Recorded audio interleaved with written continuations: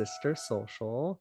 My name is Brendan Soto, and I'm the host for this beautiful podcast, a space of healing, a space of growing, a space of just knowing strategies to help you along your journey and to remind you that you're not alone. I have a special guest today. Her name is Natalie Reina. She is an associate marriage and family therapist with a passion for helping individuals heal from trauma. With roots in community service through her work with AmeriCorps, she has developed a deep connection to empowering others, particularly women and trauma survivors. Now in the process of launching a private practice as an associate under Nicole Botias, she blends traditional therapies with music, dance, and somatic practices to help her clients feel safe and at home in their bodies. Outside of her therapy work, Natalie hosts the podcast What Moves Us, which explores how ordinary people finding healing through movement. She also creates workshops that invite people to slow down, reconnect to their body, and find new paths to healing. Her work is guided by the belief that when people feel safe in their bodies, they can share that healing with others and create a ripple effect of change. A dancer at heart, she loves being outdoors, traveling, and recently fell in love with scuba diving. She is thrilled to share her passions for her work and life with those around her. Additionally, Natalie is looking to take on new clients soon, so check her out at reina.therapy.com for more info. Oh my God, what a beautiful introduction. And I'll have that link in the description as well. So you can check her out, learn more about Natalie. But I'm so excited to have her on the podcast. So Yes. Woo, woo, woo. Yes, I'm really excited. I'm really excited to be here. Thank you for inviting me. yes. And for anyone listening to, actually, Natalie was the one that supported me with starting my own podcast. Like at the beginning of last year, we had a phone Yeah. call in January, and I was like, can you tell me everything that you've done? And like, you helped Yes. guide me on this journey. So thank you. Oh my gosh. Yeah. Well, of course. I'm super excited that, I was able to help you and support you. And I have your episode. It's still there and I'm still so much has been happening in my life, but it's an honor to support you and to watch you grow this into like your thing. It's awesome. Yeah, and thanks for being an inspiration for me and other people for just doing the damn thing. Like I see you and I look at you and I'm like, wow, how does she do it? So I guess that's my first question. How do you do it? How do you be that bitch? Oh my God, that's so funny. It's funny because I still have those moments where I'm like, I don't think I do enough. Like, I'm not doing anything, like whatever. I haven't really done anything. And then I'll have moments where I sit back and I'm like, you know what? Like, I, I kind of do a lot of stuff, but I don't really know, like, I don't know. I think it's partly motivated by a fear of like not experiencing life, you know? hmm I don't know if that makes sense, but I have this sense that like I want to experience and feel and do and have like moments in my life to like think about and look back on. Yeah. Yeah, it's like, okay, this is my opportunity. I need to take it right now and like just do the damn thing. So that's kind of Yeah, like how I interpreted what you said. yeah, definitely. And that's not to say that I don't have fear because I do, but I do a lot of things that I am scared to do. So like a lot of times when it comes to decisions about my life, like I feel really uncertain or like scared to make them. And then I'm just like, like just do it, just do it, just do it. And then every time I'm like, oh, okay, like okay, I did it. That's more proof that I can do it. That's like evidence that shows me like oh, I can do things and get through them and be okay. Yeah, I love that too. What you just described of saying, like, I just gain evidence and data to be like, I did this and I was able to push through this. Because that's kind Right. of something I've been doing on my journey too. Of like, look at all this data. It's like the numbers don't lie. Like, okay, I really did like start my podcast. I really did host workshops. Like I really do, like I am doing these things. And so it's like, okay, just take a deep breath. Like believe in yourself for a second. Hmm. That's really awesome too, to like hear that someone like you, even if someone's observing you on Instagram and just doing your damn thing and like how you present yourself to the world, like we all have those experiences of fear coming up and making the choice of, okay, am I gonna let this control me and stop me from following what feels right in my body? Mhm. Or am I gonna just do it and see what happens? Right. Yeah. And it's funny because I feel like I don't really think about myself from how other people perceive me in a funny enough way. Like even though sometimes I mean, obviously Instagram is like so curated and you can't really like, I don't really think about how other people perceive the things that I do or like post about, if that makes sense. Hmm. Because I'm just kind of like, oh, I enjoy this. I'm just gonna share it. Or like, I feel sad about this, so I'm gonna share it or whatever. I feel like I try to be genuine in my expression of myself. And I think people see that and see like a sense of freedom, maybe that like I don't know. I get told that a lot that I'm a free spirit, and I'm like, oh, if only you knew. Like, Yeah. I also think too, like that's data as well. Like, how are people talking about what you're posting too? Because, I've been posting a lot more on Instagram as well, and that's something I get a lot of. Like, you're inspirational. Like, you kind of remind me, like, I can do this too. And I'm like, oh, okay, we love that. yeah, right, right, yeah. Does it feel? uh, Well, I won't ask you. I'm like, I like to ask questions too because I'm curious. Like, yeah. hearing that you're like inspiring people. Like, how does that impact your perception of yourself? Yeah, I guess it's more so. I mean, do perceive, I do have those moments where I want to perceive how other people are taking in what I'm serving, and I think sometimes in the past, have let that control me in a sense of like, oh, okay, I'm not getting the response that I want. Maybe I just stop doing this. Like, I have those kind of thoughts too, but then I'm like, no, it's not about like how other people respond to me. It's also about like some people are going to respond differently to the emotional stuff that I post. Some people are Yeah. going to respond differently to the inspirational stuff. And that's just Mhm. because they needed to see that in that time. So it's not all about like the numbers, which it is nice to have that reflected back to you.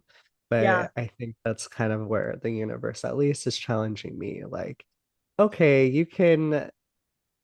you going to keep going and let other people kind of dictate your happiness, or are you kind of succumb to like the old cycles? And I'm like, no, no, no, no, no, no. We're on a new path. We're on the new path.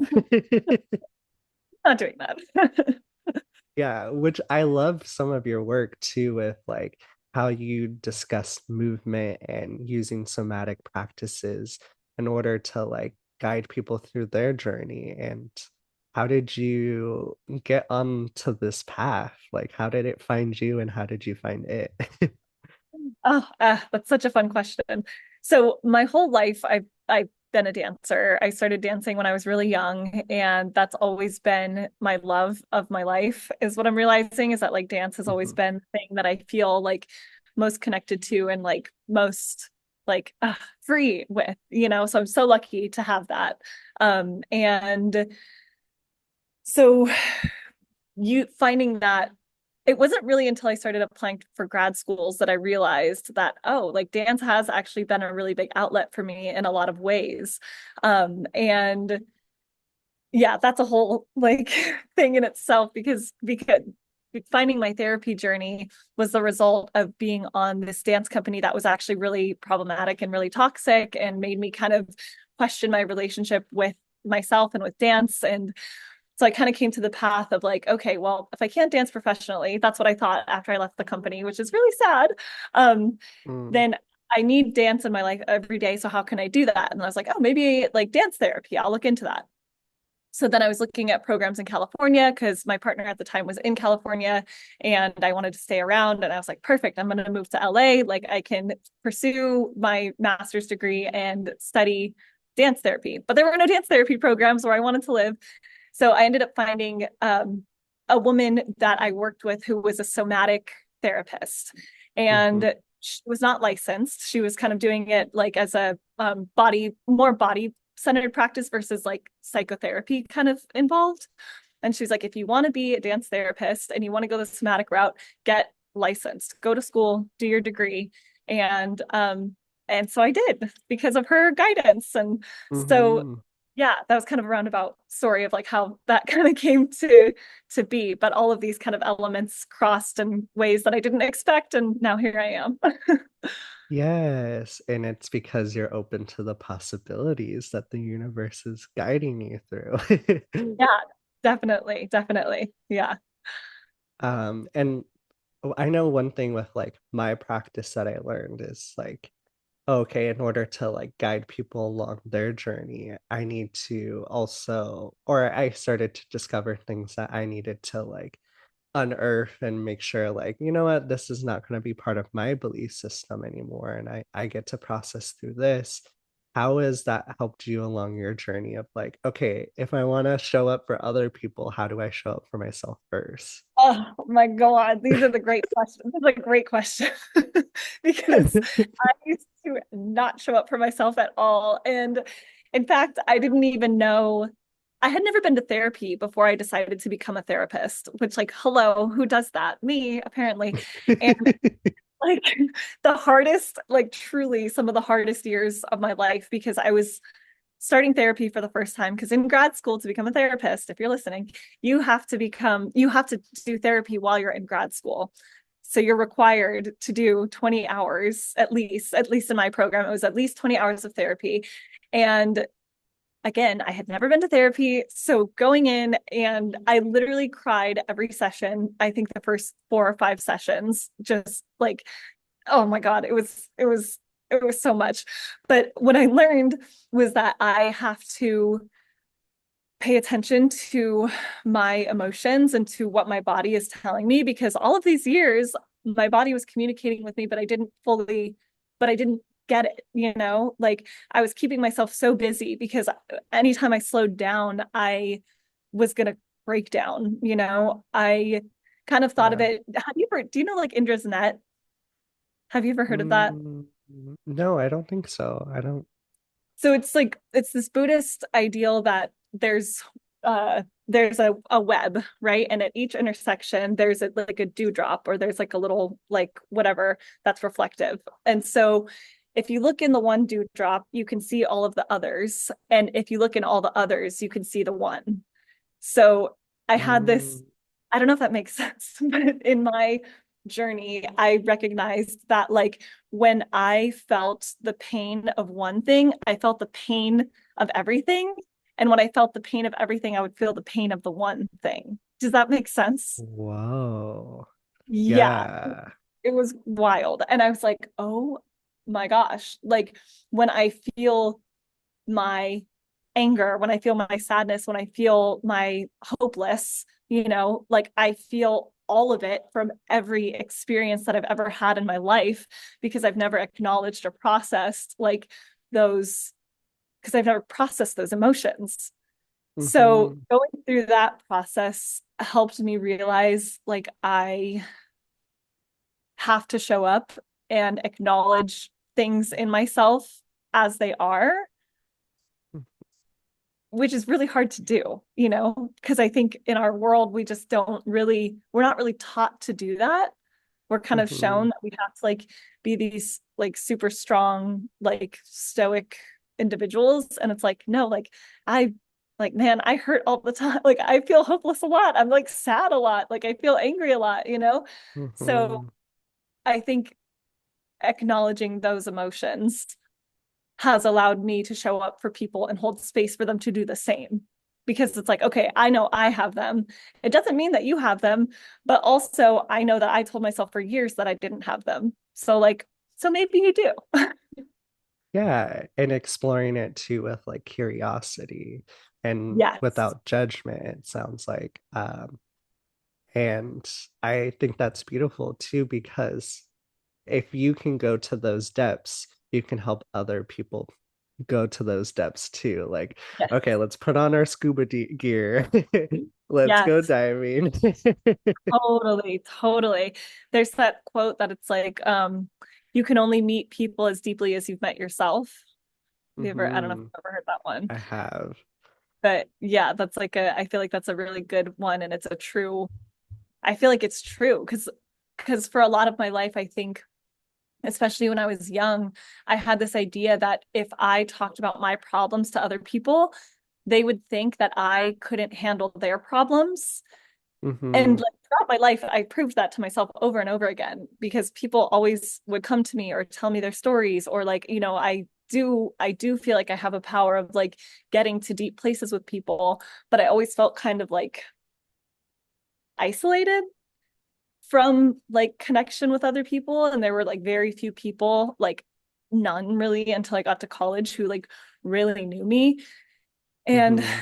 well, once I was able to acknowledge that stuff with myself, I could acknowledge it in front of other people. And then I was like, oh, that's where real connections come from. And that's where real relationship, that's where you find people who will be able, that's when you know who your people are, because they're going to show up for Hmm. you and support you and understand you like on all your levels, you know? Yeah, definitely. And I can relate to that as well as like investing in relationships that pour back into you. And that's kind of what it sounds like you're mentioning. Like there's that equal energy exchange happening where it's like, okay, I'm going to pour water into you. And it's not like, oh, I have to do this because you did this for me. It's just naturally happening at the same Yeah. time. Right, right, exactly. And I've found through the years that I am very protective of myself and my story and experiences because Hmm. I want, like, those things are really important to me and I cherish them. And I don't want to just like say them to have people like not hear them or not respect them.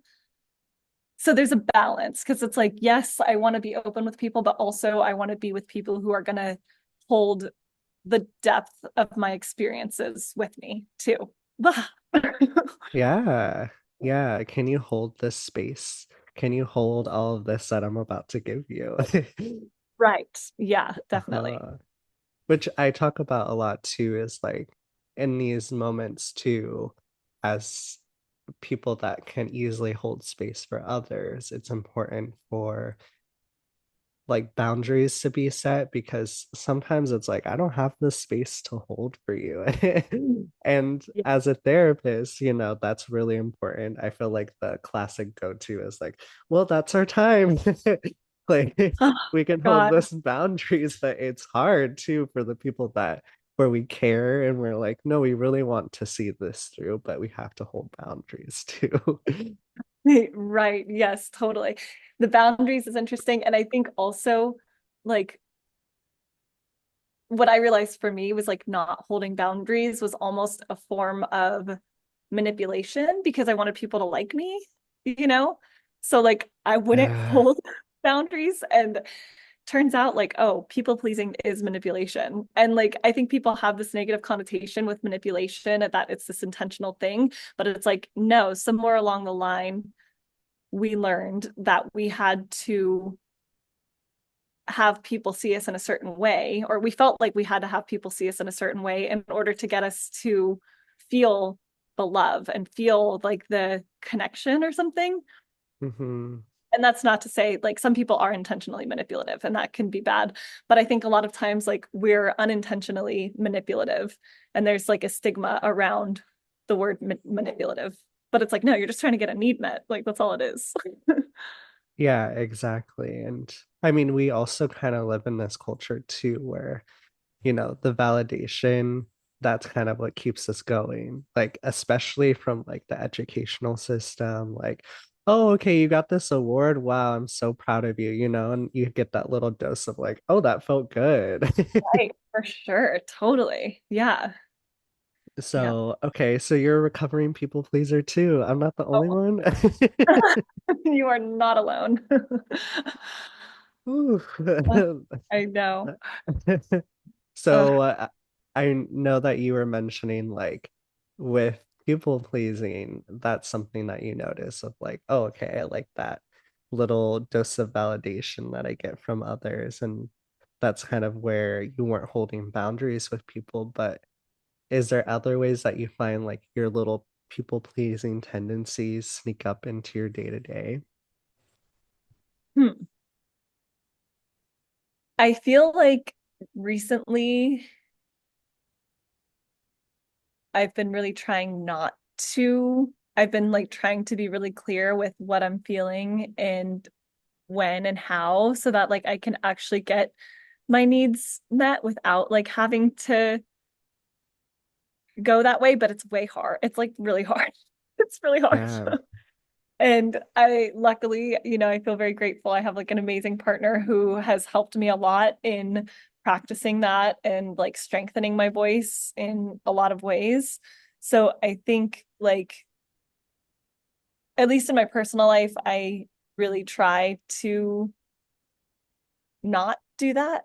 But in my professional life, of course, that's like really hard. Like, Hmm. I want to do things right, like for my bosses or for my supervisors. And like there's some things that I see that like I try to bring up, but I probably bring it up in a way that's like not, I don't know, that feels a little bit more like people pleasy than it does like, I don't know. I don't know. So yeah. Hmm. Yeah, I think too, like something that's coming up for me when you're talking about this is going back to the web. Like all of these things are interwoven together. So Mhm. when we are working on certain stuff, like it's gonna be interwoven with this other kind of like belief, like people pleasing. And it sounds like for me at least, like imposter syndrome comes up in these moments where we're exploring these new spaces and not sharing like, am I stepping on someone's toes? Or am I like saying this the right way? Like there's also like that performance that it feels like we need to put on sometimes as Yes. people pleasers. And I'm speaking for myself. So if you can relate to this.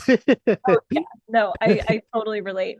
And I actually just to like call it out right now, I feel bad because I think right now I'm not as like energetic or as like excitable as I usually am just because of the circumstances that we're in with like, the election and everything. So I think this is a Yeah. moment where like in the past I'm just as we're talking about this, I think this is a moment where I would in the past have put on a front and put on a mask and like really tried to like be how I think people perceive me, I guess. Um, and so I just want to like take a second because it's like, oh, that's kind of cool. Like I'm not doing that right now. Like, no, I'm feeling the weight, I'm feeling the heaviness and the sadness, but I'm still showing up for um for what I like was like what I want to show up for, And I'm not Yeah. doing it in a way that feels inauthentic. Yeah. Like showing up as your authentic self and like just Right. letting those natural emotions come up, which, Right. yeah, we're kind of in that time, at least for me, where seeing the election results and I'm like, whoa, I feel like this isn't real. But at the same time, I'm like, wait, America has showed me this before. Like, why am I surprised that they're showing me the same results again, you know? Right. Right.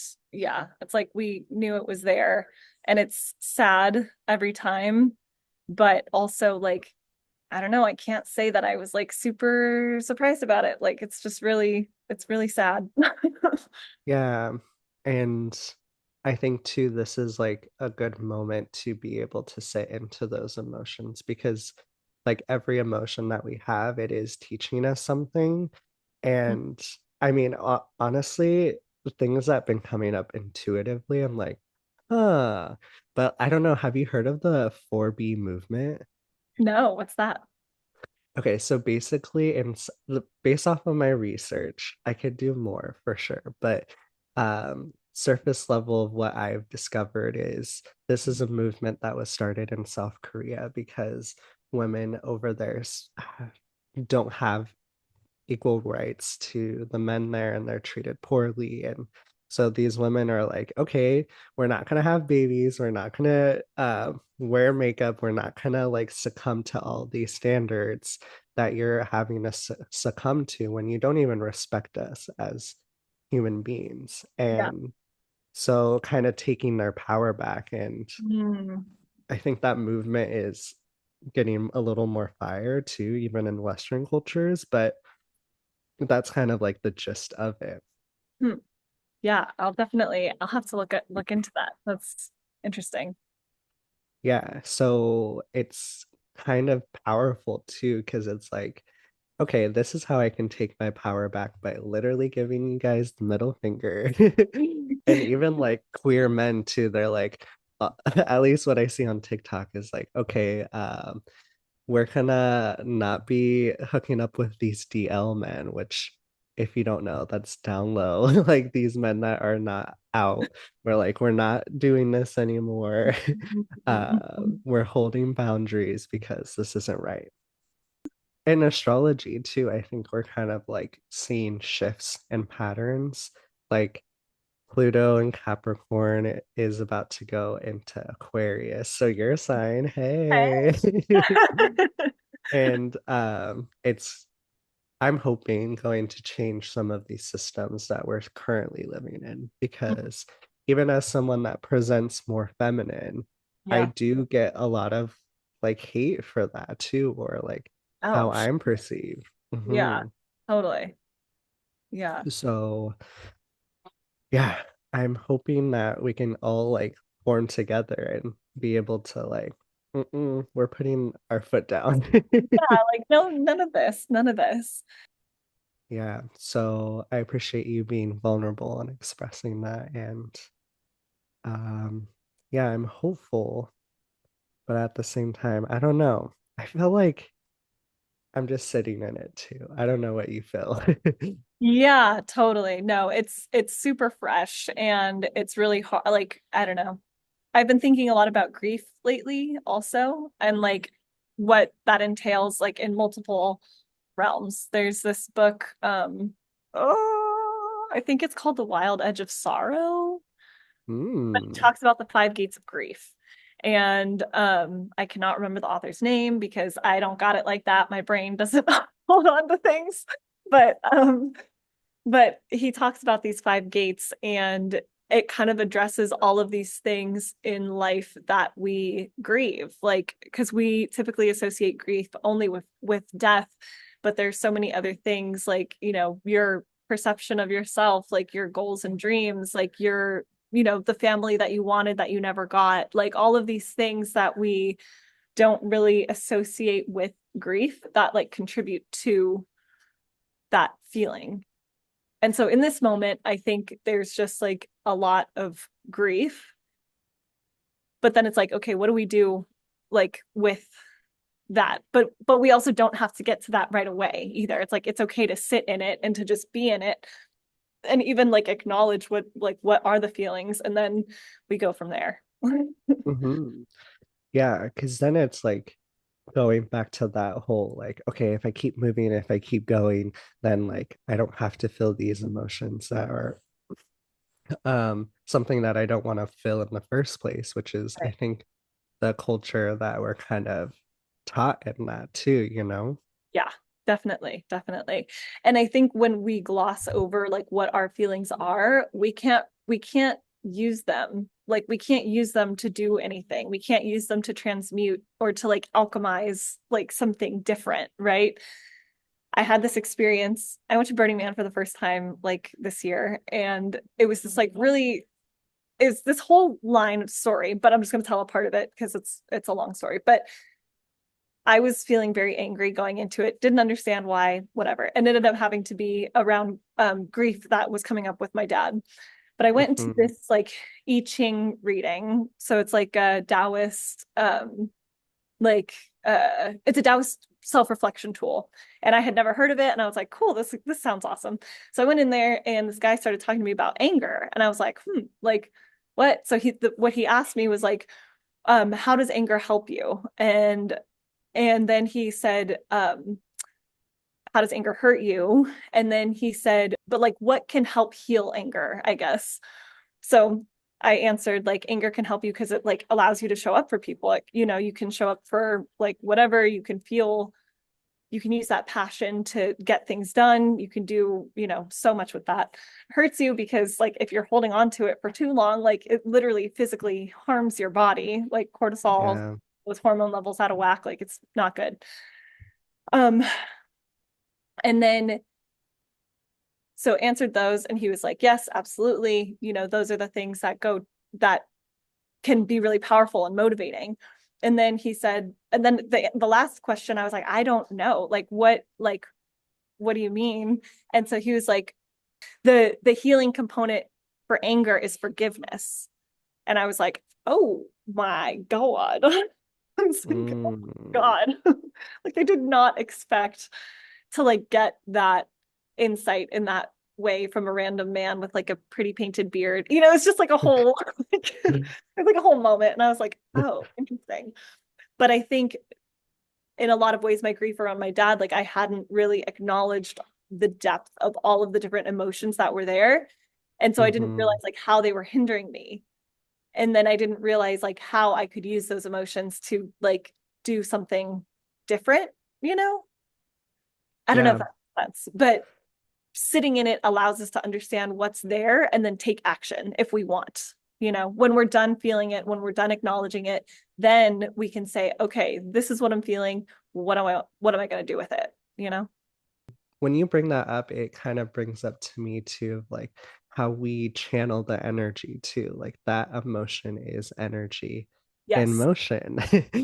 And it's like, well, how are we going to choose to use this energy? Are we going to devote it in our craft and develop something in our art and or even through our body movement too? Right. Which going back to like what you do and like what you talk a lot about is like healing through movement, which if you haven't heard her podcast, check it out. What moves us? Yay. Uh, but I do like I have found a lot of healing through movement and just like exploring these spaces. Like I recently did a heels class and yeah, I know. I was like, I did it. Cool.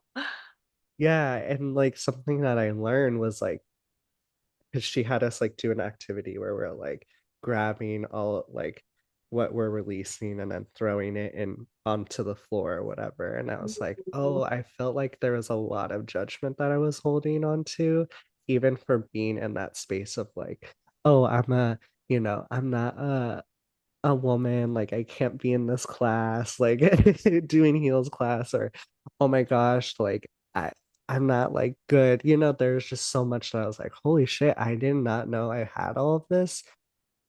But because I was going into those spaces, I discovered that. Right. Hmm. Yeah. So I just love what you do. Because also, side note too, you held like a meditation, which I felt was so powerful of like, okay, we're gonna allow ourselves to move and like just not give any judgment about how our body wants to move. So how did you come up with that? Is that something you learned through schooling or you just like intuitively? That, that is a great question. And I'm going to have to think about it for a second because how did I learn that? So there's a practice that I did in um, undergrad, actually. So, fun fact, I auditioned for the dance major 3 times at UCSB. I got denied twice, and then finally on the third one, I got in. And so that gave me access to a bunch of classes. I ended up not majoring it because it was going to be, it was going to be more time at school, blah, blah, blah, whatever. I just wanted to prove that I could get in. I was so annoyed. I was like, what the heck? Like, I have this passion, I have this love, and like, y'all aren't letting me into the classes. Like, what is this? Stupid. Anyways, I could go on. Um, but it was cool though, because I ended up auditioning with like a hip hop piece, which like felt super like just good for me and like bringing that into the space. And yeah, it was cool. But anyway, so in this one class, there was an improv class, and we would do this practice called authentic movement. And basically, what it was is you move, and there's a witness to your movement. So you move, and you try not to judge. You just go through it, whatever, and the person kind of notices and observes like what they just kind of observe what movements they saw, and there's no Hmm. interpretation, no judgment, just acknowledging like this is what I saw. um all speaking in the first person or speaking in the present tense, which is interesting. So I see you waving your arm, or I see you like popping your chest, or I see, like super present. It's really interesting. Hmm. So I guess that it was kind of inspired by that practice. And in that moment, like I felt like I was the solo witness to everybody's experience, but I didn't give like the feedback of like what I saw in people. So I guess that's Hmm. that's kind of where I learned it. Yeah. I love it. Yeah, because that is like a very healing experience too. And like going into different spaces that you've never been before, there's gonna be some of those beliefs that you need to maybe readdress or reevaluate because you need to challenge them again and be like, mm-mm, just like we were saying before. Okay, I developed a lot of evidence against this belief. Yes, yes. Totally, totally. Yeah. And I think I always think about this moment that I had. I used to be in AmeriCorps, so I was a mentor at a high school up in Redwood City, and I taught an after school dance class. It was like the JV dance team. And I remember a lot of the girls really wanted to do dance moves that they had already seen or that they had already created or that had already been created. And I remember always encouraging them like, but what does your body want to do? And like leading them in meditations and like helping them kind of connect to themselves too. So that's kind of been like a through line, I guess, in my work is like how do you pay attention to your body and what it wants to do without judgment? I think too, like you're saying, it kind of all fell into place too along your journey of like how you ended up here and now you're in family therapy or Yes. marriage therapy, right? That's what it Yeah. is. Marriage and family therapist. Uh-huh. That. Yes. I know. It's like a whole thing. Yeah. So I'm an associate. It's a whole process. If you want to become a therapist, come talk to me because I can help you. It was honestly, it's probably better that I didn't know what I was getting myself into. I truly like I really Yeah. believe that because it's so much. It's so much, but it's so worth it. I really like my work. I really like working with people and having the honor, like the privilege really to like hold space like for people. That's something that I don't take lightly. Yeah. And that's like a beautiful experience just to go along that journey and see this through. Because now you're, from what I remember, what we talked, you're like collecting your hours. So you're like almost there to just like having your own practice too, question mark. Yes, yes, almost. Hmm. We're getting there. Yeah, so that's awesome that I think like also a testament to like the person that you are of just like the perseverance to see these things through and like just do the damn thing. Yeah, let's do it. Nike. Yeah, so I guess one of my questions too would be like currently right now, what do you feel like the universe is reflecting back to you? Like any lessons, any proud moments too? Like what do you see in that mirror? Oh, that's such a good question. I love it. That's a really good question. What is the universe reflecting to me? I think the universe is reflecting to me that I am getting closer to the kind of life that I want. um, Hmm. I'm like having these opportunities to create my business and to create like the type of lifestyle that I want. Um, although I've had a couple things like thrown at me. I crashed my partner's car a couple days or like last week. Not great. Oh my gosh. Yeah, not great. And like, a couple other things like that kind of pop up. And in that moment, I was like, damn, like, no, I literally 2 car accidents in 2 months, like, trying to get everything together. But I think like sometimes we get tested when we're like creating the kind of life that we want to like, because in that moment I was like, man, I really need to get a job that is going to be consistent and give me money and give me health insurance and benefits, blah, blah, blah, blah, all that. But I'm like, no, like I know this will work out. Like it will be okay. Like I'm building the life that I want. And this is like me proving to myself that I will be okay, like regardless of what happens, Mm, which is really hard to do because it's so easy to be like, oh my God, like, am I just being dumb right now? Like, is this a stupid like thing to do? But then I'm like, no, it's not. Like, I see other people doing it. I'm literally like, I'm doing it. So like, just trust that. So I think the universe is reflecting for me to trust myself in a weird way. yeah. I love that too. And maybe also like I think just in general, this is like a general statement too, is like sometimes the universe can tell us to slow down and be like, okay, be really intentional. Like, because we're fast moving too. We're Yeah, like, gotta go here, gotta go there, exactly. especially for someone that's like getting all their hours and doing that. Like I remember being in that space too and just Yeah. running myself ragged. Uh Yes. Totally. and yeah, sometimes the universe is like, relax, you're gonna get there. But the more that you're pushing, the more that it's taking, like, pushing that thing away too. Like, Right. Right. Yeah. It's like you got to kind of be calm to like to get what you want. But it's so hard for me to be calm. I'm just like, yeah, I mhm. I just have so much energy and I'm like, oh my God, I don't want to miss anything or blah, blah, blah, blah, do anything wrong, whatever. Yeah. Yeah, and I think too, this is like something that I've like the universe has been reflecting to me is like we need to heal this part of us that has this belief that we're not going to receive the gifts that we deserve from the universe. Mhm. And so like practicing those affirmations of like I'm open to receiving for my best and highest good, or things of like you just knowing that these things are coming to come in without questioning it, without having to like push yourself to your limits, like I'm Right. gonna relax today. Like, Yes. Yes. Yes. Yes. Totally. Totally. Yeah. Yeah. mhm. And I feel like I can usually get there. Sometimes there's moments where I'm like, oh my God, I literally have so much to do. But then it's like, okay, no, I'm good. Yeah, yeah, that's like totally understandable too, because there's a lot on that you're doing with like your podcast, with like developing and putting energy into this new space of you, and even your company to like making sure you're like, okay, I'm putting energy towards this. So it's a lot that's on your plate. Yeah. So Yes. Yes. why do you make it look so easy? Oh my Oh my God. God. You could be inside my body. You'd be like, what is she doing? Is she good? No, just You're like, oh man. Yeah. Somebody check in. no.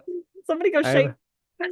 yeah, I have those moments too where I'm like, did I even eat today? So I've been like meal prepping because I'm Oh, like, now I'm not even gonna like have that on the table. Like I have food ready.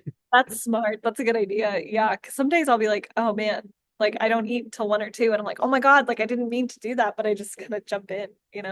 So, but don't do that. Eat your food, eat, drink water, take care of your body. I do try. I do Yeah. try.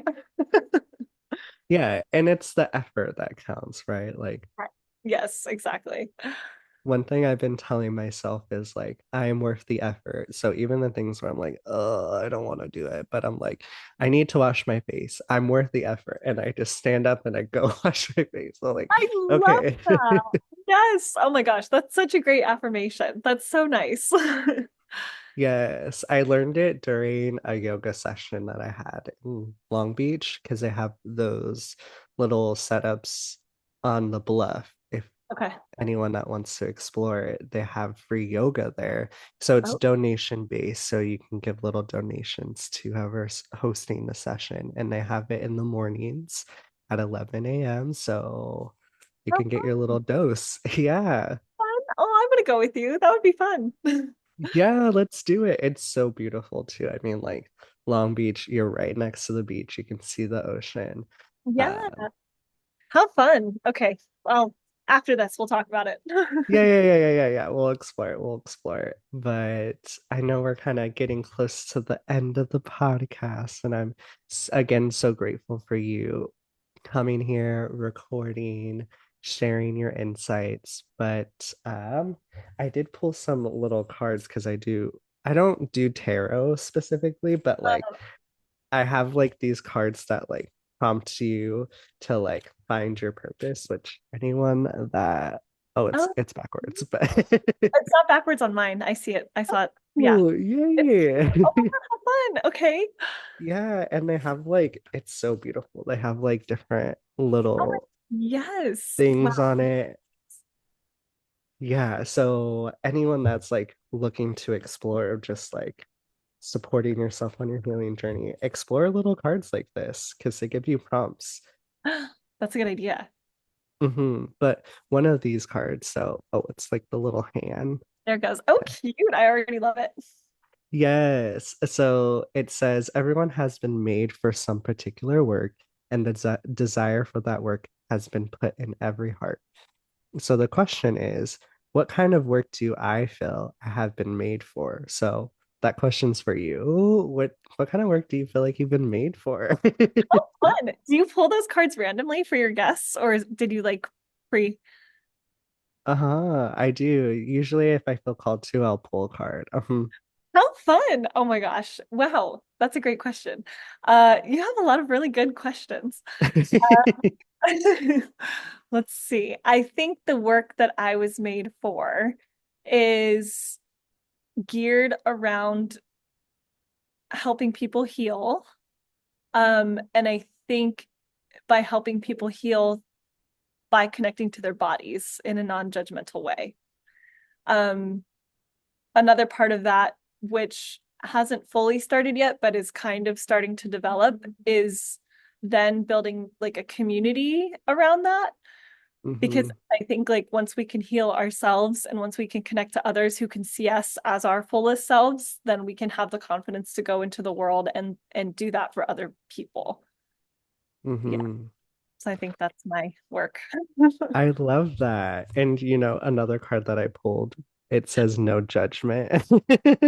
No way. No So way. that's so funny that you put that. Oh, Because we've been talking about that too. totally. What the heck? That's crazy. What does it say underneath? Yeah, so it says, I release myself from any and all judgments. I find my inner critic, call it into my office, and tell it to take vacation. As it leaves the room, I let out a sigh and begin to enjoy the joy of simply being. Who hired that guy, anyways? Yeah, come on. Ooh, man.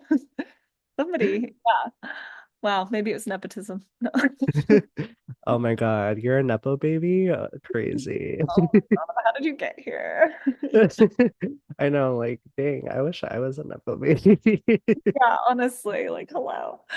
Um, yeah. Also, I want to acknowledge too, I think it's important. Sorry, I know we're wrapping up the podcast, but I just want to acknowledge too that like a lot of these practices, like the mind-body connection kind of stuff, they didn't come from like psychotherapy. They came from a lot of indigenous practice and Eastern practices that like have been co-opted by psychology. So I just want to like Yeah. acknowledge that and because I think it's important to acknowledge the roots of like where things come from um and give the proper credit, to where credit is due. Uh hmm yeah, so even though I'm calling it somatics, like that's just a big fancy word for like something that people have been practicing for, generations and generations and generations. Yeah. No, that's a great acknowledgement too, because it's like sometimes us healers that want to help people on their journey, we have to like succumb to these systems that are like telling us, well, you need a certification or you need Right. this. And like, it's Yeah. like, okay, that's valid. So that way we're not doing harm to people's on their journey. But I love to the acknowledgement of like where these practices stem from. And it's like, that's a great, I appreciate you for making that. Yes, yes, of course, of course. hmm Well, I appreciate you again for like sharing some of your things. I do have Well, I feel like I have a couple of questions left, but one thing, I know you're Aquarius, but do you know your big three? Oh God, I should by this point, like enough people have asked me. I don't even have CoStar on my phone anymore. So I think there's like, I want to say there's like some cancer in there. Mm. That's why I'm so teary. Is there another question? I can download CoStar while you like, It's okay too if you don't know the yeah, I don't know. uh you're like, no, I don't. I don't know. So I know too, one of the books that you mentioned was The Five Gates of Sorrow. Is there another book that you like? Yes, there's so many books that I like. My Grandmother's Hands is a great Mm, book. And it's by, I'm looking it up. Oh, Resma Menachem. And it's about generational racialized trauma. It's really, really mm, great read. There's like some really good reflective questions in there. The Body Keeps the Score, of course, is like quintessential to mind body connection kind of stuff, but it's really yes. heavy. So if you're going to read it, like a lot of people need to like take breaks and like do things to take care of themselves like while they're reading it. Um, yeah, those are the two that come to my mind. Yeah, I like that. And anyone too, like that is also interested because there's a book called The Energy of Money, which is really good, but also the same thing. It's a lot to process because it gives you activities to process through some of like your underlying beliefs and addressing them and creating visuals too, which I felt kind of called to share as well of like making sure that you're developing your values and knowing like how you're moving forward in spaces because that can Mhm. help you with like intention as well. And I love that book for that because it taught me Cool. that. Yeah, okay. I'll have to check it out. Yeah, so check it out. But is there anything that you're currently creating right now that you want to share or you want to do any plugs? Like, where do we find you? How do we keep following you? So on Instagram, my personal account is at RIEREINA 93. I post on there about like workshops and things that like I do. I have an upcoming workshop on December 11th with my good friend Cassandra Solis. And Mm, she runs a program called Echo Movement that focuses on like body healing and using like therapeutic tools to process different emotions. But we're going to actually be doing a workshop about grief. So the holidays, can be a hard time for people. So holding space for the year, the things that maybe you lost or maybe that you didn't expect to lose and whatever. So that's the 11th. I'm starting my therapy practice, so I'm open to clients if you are looking for somebody to work with like mind body connection kind of stuff. If you have like experienced trauma, if you're going through something that feels like really intense, I would love to talk to you. And those are the big things that are happening in my life right now. Hopefully my podcast will be coming out soon. I'm literally like things are starting to settle, so I'm like starting to pick up like, the other things that I want to be doing. yes. But check that out. Yeah. I love that. And thanks for sharing. And also, it's divine timing, right? Like, she's Exactly. coming out. She's gonna coming out. We don't even have to worry about that because Yeah, the exactly. universe. Exactly. Exactly. And I figured out my big three: Aquarius, Capricorn moon, and Cancer rising. Oh, wow. Tell me something I don't know. Well, okay, for anyone that's listening that doesn't know what the big three is, so essentially in astrology, what they say is the time that you're born, where you're born, and the date. Get in astrology, they take a picture of the sky and it shows you where each planet falls into. So the big three are like the first three main ones, essentially. So your rising is how like people perceive you. So Cancer, she's a water sign. She's in touch with her emotions. She's ruled by the moon, which is also how you express your emotions, how you process your emotions, which is Capricorn for you. Yeah. And Cancer and Capricorn are sister signs. So they have a lot of similarities, but at the same time, they have different, like, I guess, like goals or intentions. Where Capricorn's more like, all right, we're gonna do this, we're gonna do that. But Cancer's where like, okay, we're gonna go and we're gonna do that, but I'm more in touch with my emotions and like how it feels and does it feel right? So it's interesting that like your rising is how people perceive you and it's ruled by the moon, but then Capricorn is your moon sign. So I'm like, oh, and then Aquarius is just airy. It's all Like, everywhere. Yeah, maybe that's why I'm always fighting with myself. Like, I don't know. Like, do I express my emotions? Do I go? Do I not? Do I sit in it? Blah, blah, blah. And then on top of yeah. there's so many things to do. But yeah, if there's one takeaway that I think has been important this far in my life, I imagine there will be many other ones. It's that letting myself feel my emotions is my superpower. Like it's not a bad thing. I always felt like being sensitive was such a like I hated the fact that I was so sensitive and that I cry for everything, but it's like no, like I'm alive. Like how cool that like that I feel that deeply and that I experience that Mhm. deeply and to see it more as a gift when I think for a lot of my life it was I did not feel proud of that or comfortable with that. Yeah, that's so beautiful too, because as it being perceived as a gift, that can really help too, of like, okay, this is a gift. I need to make sure I'm putting boundaries around the people that don't make me feel good because I'm sensitive, I need to be intentional about that. Yeah, yeah, totally. Yeah, and like I can go to the depths with you because I've already gone to the depths with myself. So there's the gift right there too. Okay, look at the full Yeah. circles we're having. Oh, yes. But I appreciate you sharing that and coming on the podcast again today. So thank you again.